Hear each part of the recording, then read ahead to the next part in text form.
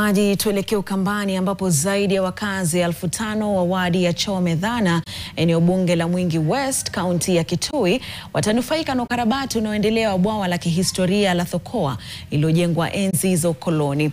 Bwawa hilo ambalo lilikuwa chanzo kikuu cha maji kwa jamii halijasafishwa kwa zaidi ya miaka 12 na ilikuwa limejaa tope, hali iliyowalazimu wakazi kutembea umbali mrefu kutafuta maji. Mradi wa kuliondoa tope bwawani humo umeleta matumaini mapya kwa wakazi, huku ukitarajiwa kupunguza kwa kiasi kikubwa uhaba wa maji ambao umeathiri eneo hilo kwa miaka mingi.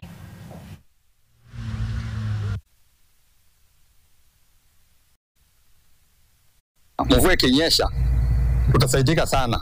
Wengi watatupandia mboga, tutanufaika kupitia kwa mboga, tutanufaika kwa maji ya kunywa na kufua nguo. Kwa hivyo tunashukuru sana rais. Ile maji ambayo walikuwa wanategemea ni salty. Kuna vyumbo holes ziko hapa, kuna mboho moja iko hapa town, lakini maji yake iwezi kuitumia kwa kukunywa maana iko na chumvi.